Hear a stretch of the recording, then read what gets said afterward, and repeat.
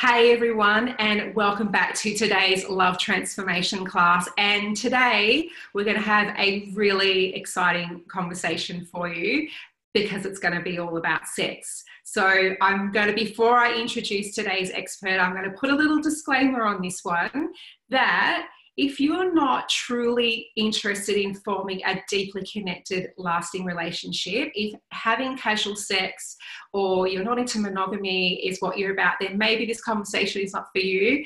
And just another disclaimer that we may have a little bit of strong language because this is a really highly charged conversation, and it's such an important one because so much has changed on the dating landscape in the last 10 years. And I am super excited to bring on today's expert, Belinda Love. Not only has she been a contestant on The Bachelor here in Australia, but aside from all the wisdom and experience she's going to share with us today and all of the transformation that she's helped her clients through as well, she is actually at the front line in real time experiencing herself what it is like to be a single woman, single modern woman in the dating scene right now. So welcome, Belinda. Thanks for joining us. Thank you. Hi. Thanks for having me. That was a great introduction. We have, for anyone who wants to read more about you, Belinda, there is all the details of all of your personal bio below this interview, so they can always pause the video and go and read more about you. But I just want to dive right into today's conversation. Okay. And can you share with us, firstly, about, you've got a great story actually, about how you decided to do this work, where you really found a passion for it, what happened there? Well, I'll give you the shortened version because it's been a very long journey for me. It started off, what I've uncovered is that my parents' divorce when I was 6 years old gave me a limiting or a self-love block, limiting belief around the fact that I thought I was unlovable, men were unreliable. And then I developed what I call a strong suit, which was I needed to understand relationships and why they break down. So from a very young age, I decided that I was going to be a love coach without even knowing what a love coach is. And because of that limiting belief throughout my growth and growing as through my teenage years to my adult years, I attracted the kinds of men that affirmed for me that I was unlovable, unworthy, and men were unreliable. So the first relationship was abandonment. So after 2 years, he just disappeared one day. He did find me 10 years later and explain why. The next one, he cheated on me and I walked in on him with my best friend. That's how I discovered that. The third one was domestically violent. So he was both emotionally and verbally abusive towards me. And the last one was just me uncovering that we weren't compatible. Our love languages weren't similar, and moving forward and then having a realization that why am I attracting this into my life? I'm not blaming myself, but I need to be aware of why that is. And then that's when I uncovered my love blocks, cleared those love blocks, and I've never attracted that kind of man into my life ever since, which is amazing. But the reason why I got into it essentially is because after my self-development and all my studies, people would come to me with their concerns relating to love and dating, just because they said they feel open to share with me, and I would then share my opinion and advice, and then they would come back to me 4 days later and say, holy moly, you've just changed my life. And for me, that is what my purpose is on this planet, is to enable people to live a happy and fulfilled life. And yeah, I just am truly blessed to be able to do this. Beautiful. And the reason I wanted to tell the audience the reason why we actually chose to have this powerful conversation as well. And that's because as love coaches, we've seen so many young women that are potentially sabotaging their chances at healthy, long-term committed relationships. And it has to do with their attitudes, beliefs, and behaviours around sex. And you have a great story about an online experience you had on a particular app that really woke you up about this kind of shifting attitude that young women potentially have now about sex. Yeah.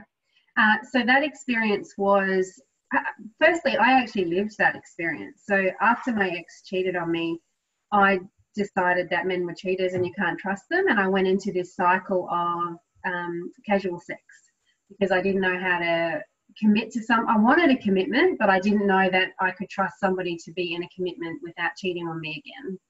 So I did this vicious cycle of getting fulfillment from a one night stand. And then the next day when you don't hear from them, feeling empty, unfulfilled, unloved, unworthy, and then going back to that, it's a vicious cycle. So not knowing how to progress, but then doing the same thing that you know is not going to progress you. But the actual thing, so I broke that cycle myself, and then I saw women doing a similar thing. And my first real experience was with a young lady on Belinda. It's a dating app, and this was before your Tinder, before your Grindr, before Bumble, all of those apps. And she messaged me directly, and this is, people ask me, are you bisexual? Why was a girl messaging you? Well, A, yes, I am bisexual, and I'll always be open about that.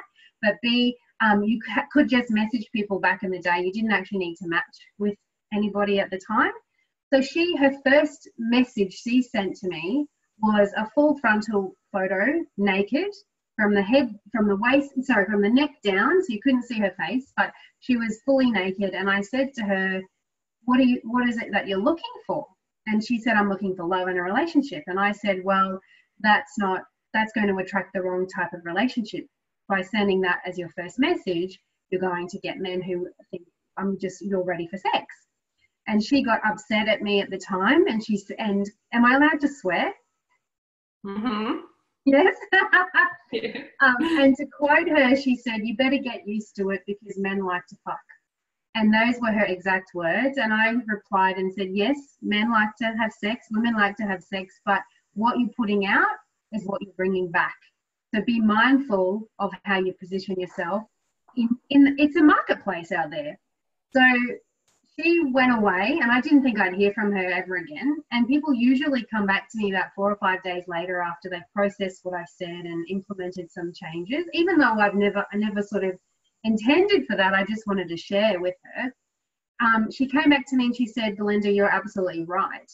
I've just asked a few of my friends what you've said and their opinion about that. I've asked some of the guys that I was interested in, and they've confirmed for me that they would never date me because I was very forward about not because she's not beautiful or unattractive, but because she was so forward in her sexuality. Being naked in her first conversation meant to them that she just wanted to have sex. So they didn't look further for that marriage material or that relationship material. So then she changed her ways, found love, and thanked me months later again. So that's why, ideally and essentially, I got into what I'm doing. Thank you for sharing that story. And I want to, let's really define for our audience why it is important to be mindful about how we progress our physical intimacy, and why is that, times have changed. Why is that just as relevant now, even though we have so much more equality? Why is it so important that we're mindful about the sex? There's so many layers to that. And the first thing is I do think no matter how much we change, we are still quite traditional. Men are still wanting to be the hunters and the providers, and women are still the nurturers. So that, I believe that will never change. It might develop and become different over the years, like men are now becoming more stay-at-home fathers, things like that. But I still think essentially women love chemically the way we do. We were talking about dopamine and how all of that affects us. So when we connect with a man on a sexual level, we then develop an emotional connection with that person, even if we know our intentions are just for casual sex. So deep down, we do want to connect.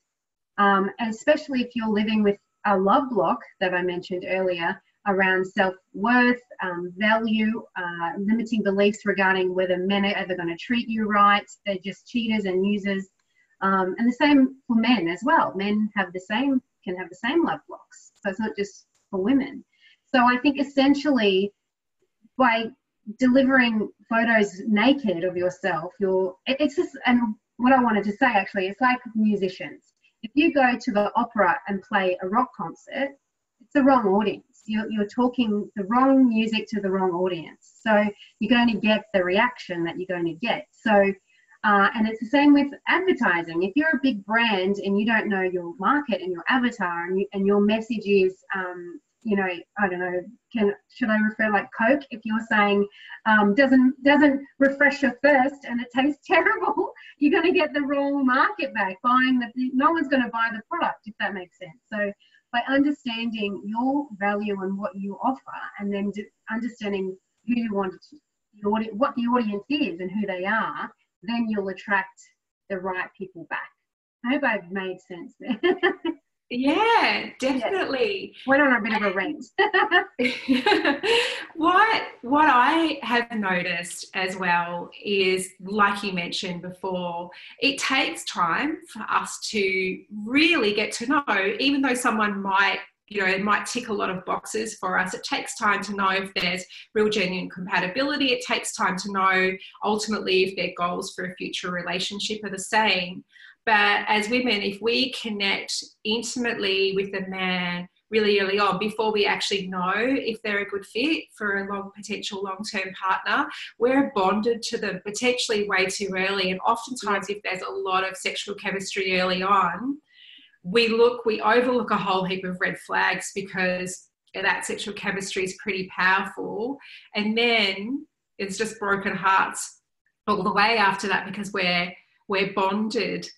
Yeah, we confuse lust for love, and we don't really see if we're compatible because we get that hit, the adrenaline hit, the dopamine hit, and then we're enjoying that time, and we're feeling fulfilled, like that void is being fulfilled, and it might not be the right person.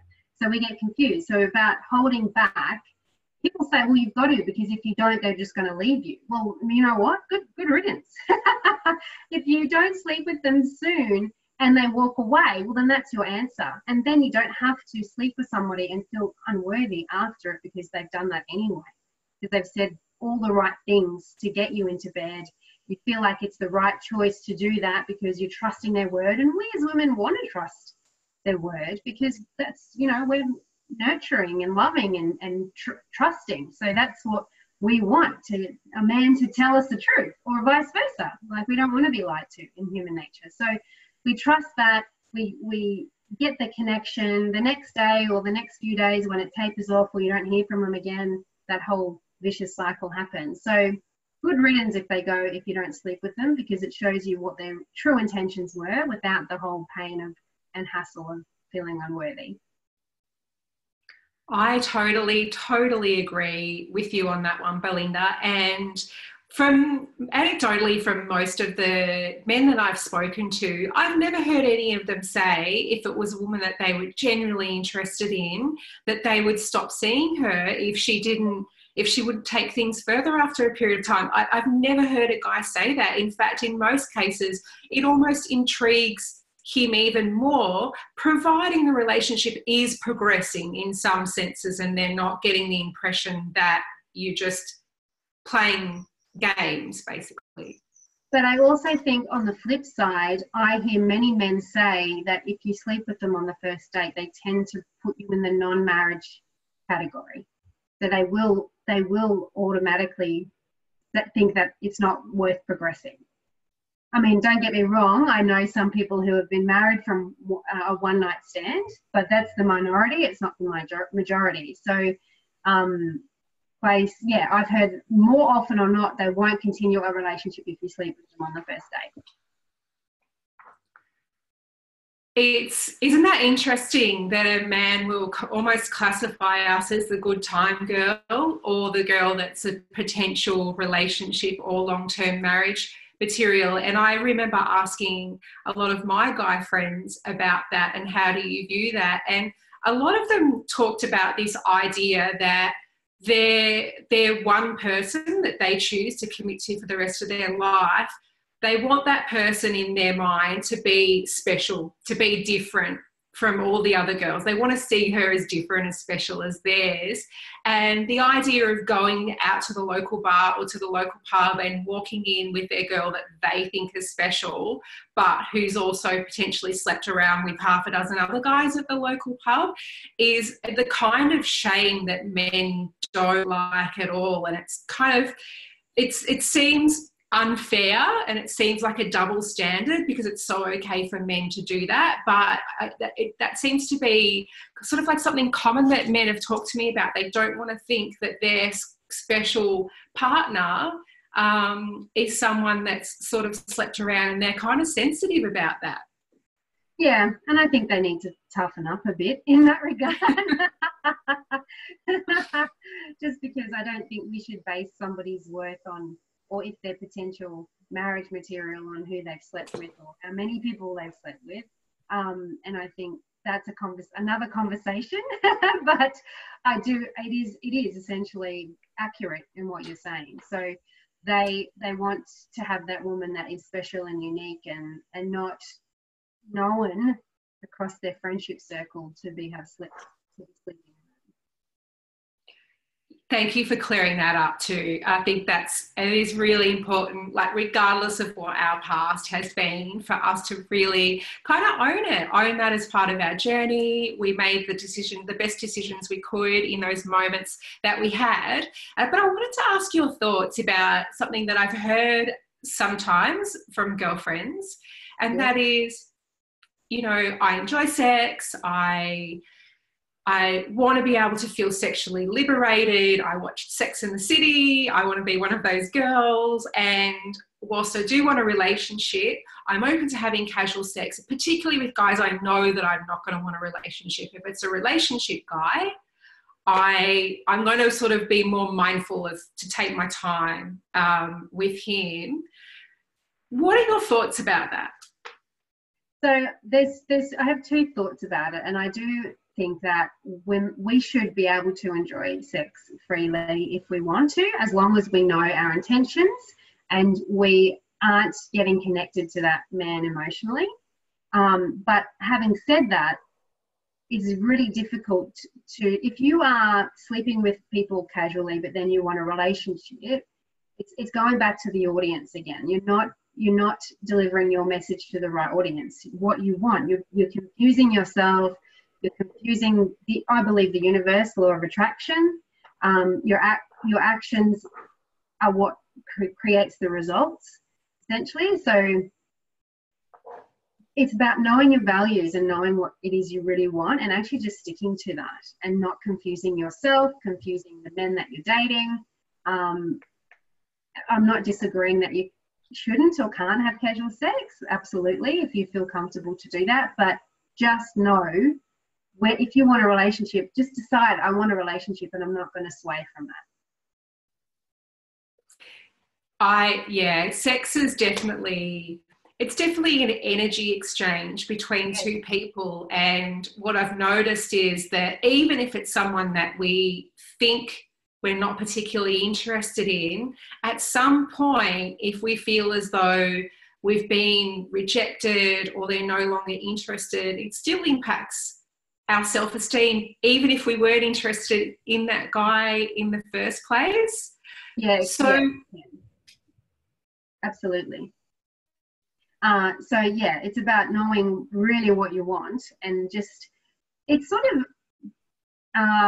like being a stand for yourself, getting really passionate about your decision and just sticking to it, and not worrying if somebody you don't sleep with doesn't like you anymore. Not worrying about that, because if you get caught up in the people that aren't your forever partner, then you'll be getting back to this whole self-worth concern and feeling unworthy again. So knowing your worth and just sticking to your guns, you know. And for all those girls that have had some really serious heartbreaks in the past and feel a little bit hurt, and actually might feel that keeping their emotions and their physical experience separate, and maybe that they feel okay about having casual sex and they'll keep that separate from potentially having a relationship. Where's that coming from? So I think that it's coming from a couple of places. Firstly, the fear of rejection. So not wanting to commit again and being vulnerable again to get hurt again. So it's a protection mechanism. So we think that by having casual sex, we're not going to get hurt because we convince ourselves we're in control of that. But then essentially, if you're not secure in a secure place emotionally with regards to that, and you're feeding yourself with short-term fulfillment, then it's going to spiral. So the question was, I went off track then. we were talking about, this, I guess, having casual sex as a protection perhaps from self-rejection, from real rejection. Yeah, it's really true. And we as humans hate being rejected. The two fears we're born with are the fear of falling and the fear of abandonment. So we will do anything in our power to protect ourselves from feeling abandoned or rejected. And the brain is a powerful thing, so we can convince ourselves that we are happy with the situation, which deep down, if you ask yourself and are really honest with yourself, are you happy with that situation? And then when you get that answer, and the answer is generally no, not just for women but for men, then deciding what it will take in order to actually achieve what you want. And does that mean no longer having casual sex? Then yes. Like if you want to be healthy and you're a smoker, then you have to choose to no longer smoke. So it's a choice essentially, but you have to choose you first. And that comes from your self-value and your beliefs about what you want to attract. Clearing those love blocks. But then also dating in a fashion that attracts the right man. And I've got my giveaway is the 6 killer steps to an online dating experience. So how to actually enjoy that experience without feeling you need to give yourself away soon sexually with somebody, and being okay with it if they don't continue dating you. We're going to talk a little bit more about some of those things that are in your amazing giveaway. But first, let's talk about the L word, loneliness. Yes, there's so many L words. Love, loneliness, lust. So I have a saying. So loneliness is the desperate need to find oneself. And ultimately, I deal with people that look for a relationship, but often aren't ready for a relationship because they are stuck in the past. They're stuck in the pain from their ex-partners, or their limiting beliefs from growing up. Like for me was my divorce, my parents' divorce. So there's a conflict there. They have this conflict. I want to find love, but I don't want to get rejected again, or I don't want, to feel hurt or lonely. So loneliness is us looking for fulfillment with others, filling a void. So then we rush to a relationship that's not right for us, rather than we need to look within ourselves. Am I happy to be on my own? What can I do in my life to get to a point where I'm not looking or needing a partner in my life to feel content, to feel valuable in this world, to feel fulfilled? And the reason why we get into the wrong relationships is because we rush, because we get this feeling of being fulfilled and we have a purpose and we have this love feeling again. So we get into the wrong relationship to stop this loneliness.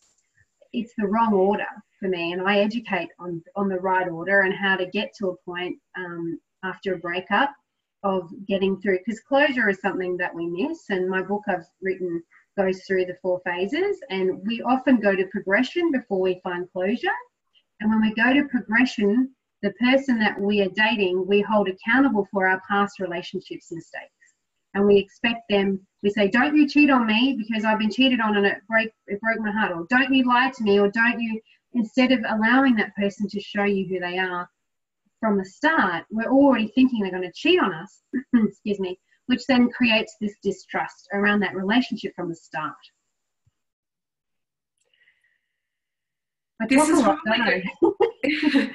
probably going to be a little bit sensitive perhaps to some people, but I want to go there anyway because I think it's important.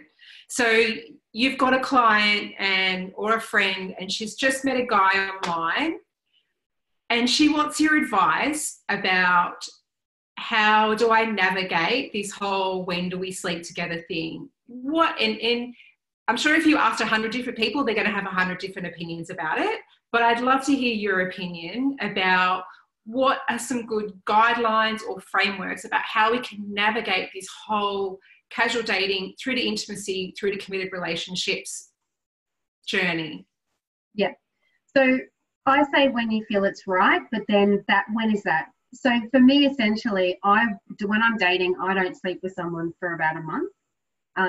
Just because in that time you can have enough dates to get to know them if you're talking on the phone or communicating via text, messenger, however it is, because we've got so many forms of communication these days. You can really get to know someone quickly. Not judging, but assessing them as to whether they match your values. So firstly, know what your values are in a relationship. Secondly, don't rush into having sex. Be very busy. If you're busy in your life, enjoying your life, and you have things to do, you're not expecting a man to be around for you all the time. So I wait about a month, and then when it's right, it's not, if they leave you after you've slept with them after a month, then it was never right to start with, and you probably should have seen the red flags, in my opinion, earlier. If you sleep with them earlier than a month, say 3 dates, 4 dates in, I think that for me personally, it's a little bit too soon. I'm traditional in that sense because, again, men are very like the challenge. They like to, I hate saying that. I'm not, what do you call that? Where the guys do that whole dating stuff. It's game playing, or what are pickup mentality. I hate the pickup mentality. I don't educate on that, but what I educate is on being authentically yourself, which means you will attract authentically what you want in a partner. Removing the sex, because if the sex is there, you're not going to see the red flags because that chemical is floating through. We're feeling happy and loved up. And just being aware of it. And then when you know that your values are matching, then that's when the time is right.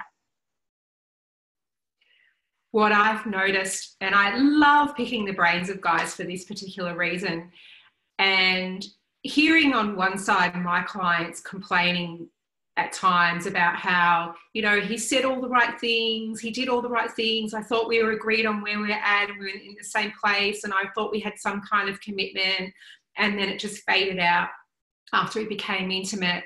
And after sort of really probing some men about why that happens, why they're super enthusiastic, and these are nice guys as well. These aren't dodgy guys. These aren't liars. But asking them why they're super keen at the start, and then why that kind of eases off.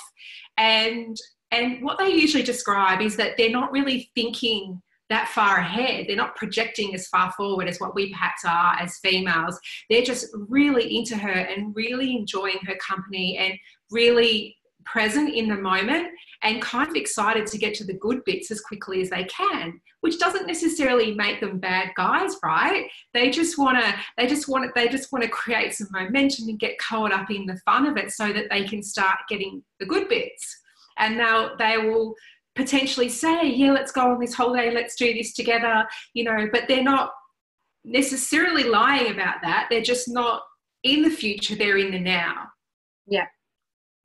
And then potentially along the way, there's some incompatibilities that come up, and we as women want to work on things, I think, a lot more than men. Is that a very general statement? Yes, it is. I think men are, as you say, are very much in the moment.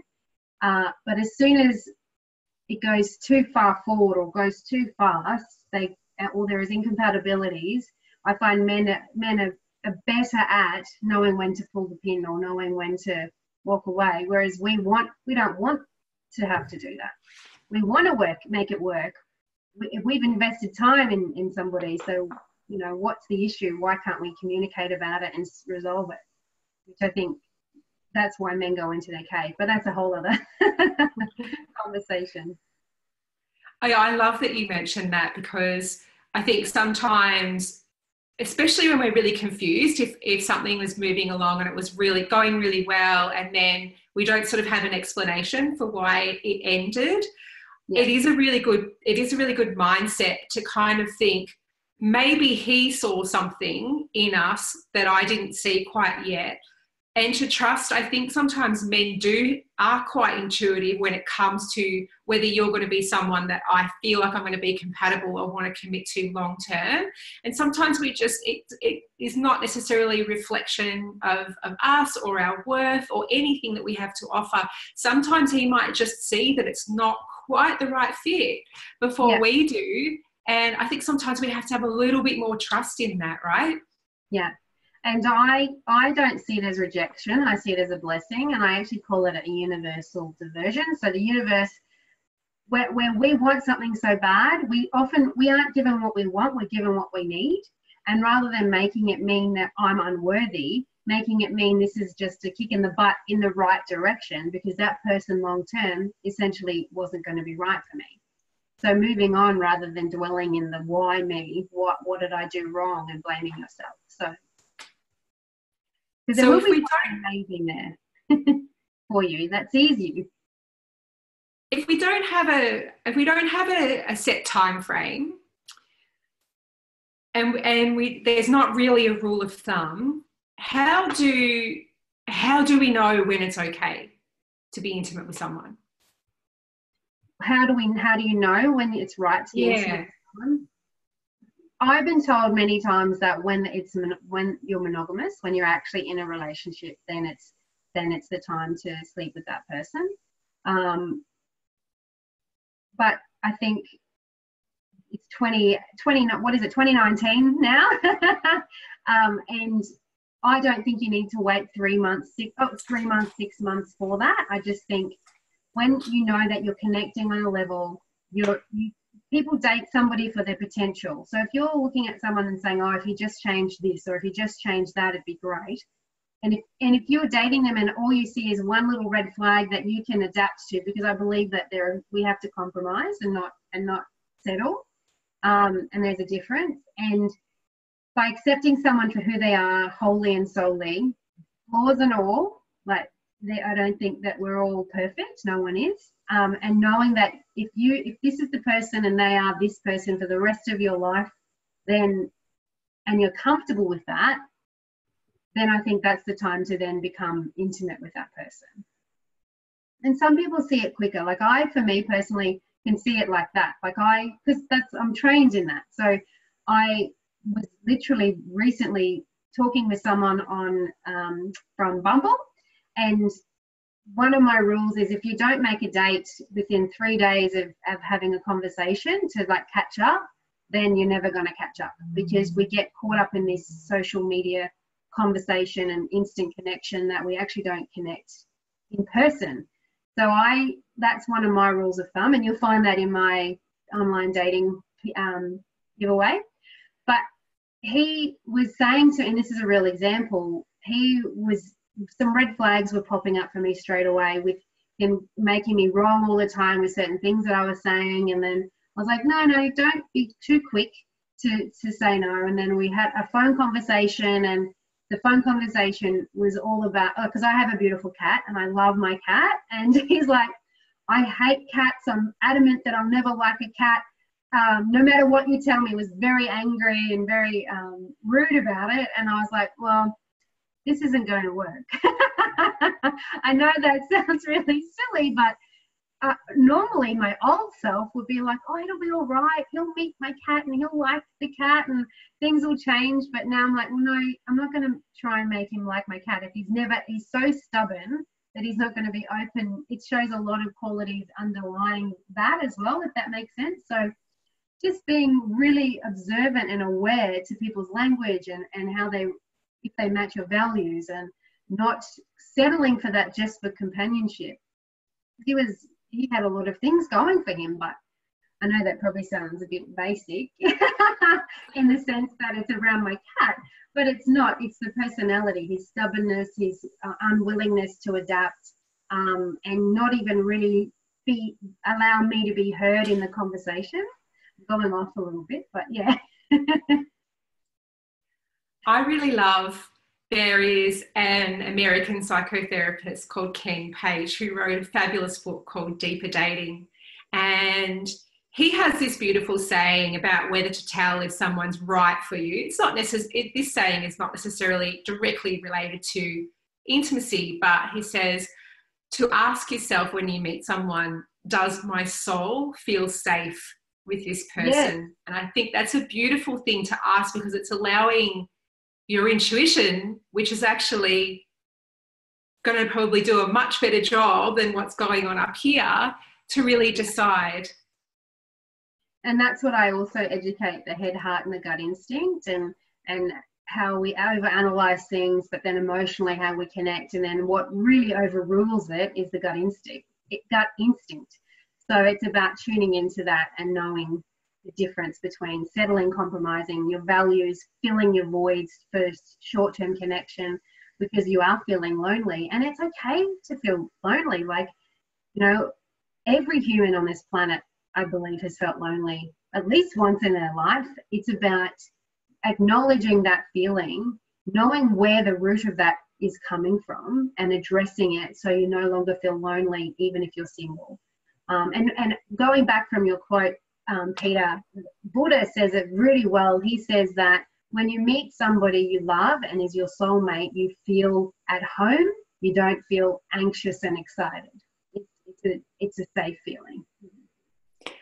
That's so important for us to really sort of know ourselves. And if we do tend towards feeling a little bit anxious and having a lot of our insecurities triggered when we're around men, and I know that's me, and a lot of the clients that I work with identify with that anxious attachment style, which we are talking about in the broader context of the summit.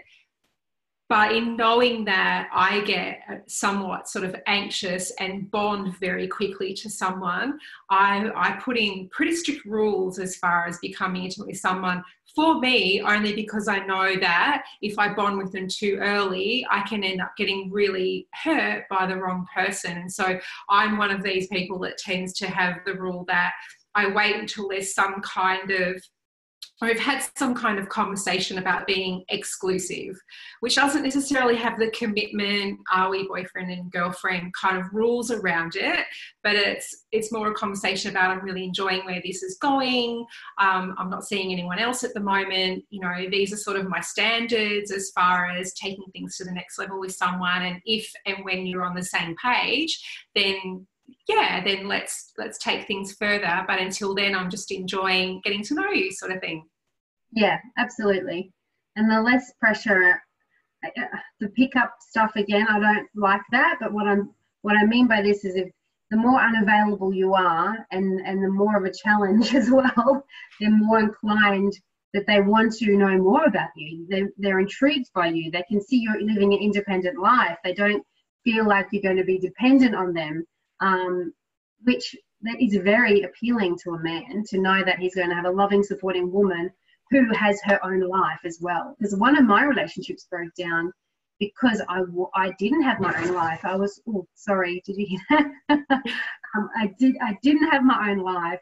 I was very needy. I would even dictate to him, you can't go out with your friends. I would look at his phone, and this was when I was 18 and very young, and that was the one that cheated on me. But it's about knowing that he has somebody in his life that will be there to support him, but isn't dependent 100% of the time, because nobody likes to be suffocated. So that feeling that void of loneliness and being content in your life is the first step, essentially, before you find love, because then you'll have a really effective relationship.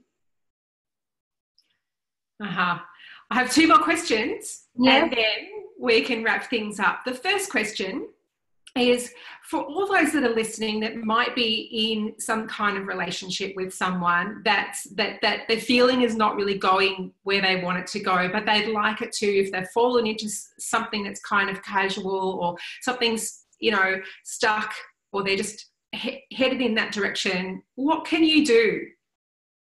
So if you're in a relationship where there's no commitment, or it's just casual, as you said, then to me, that's not a relationship. And if if they're not willing to commit to you and make that effort, and that's what you want, then there's no point waiting around. I know you've invested time, you love that person, and often by leaving, that is when they go, oh, I've made a mistake.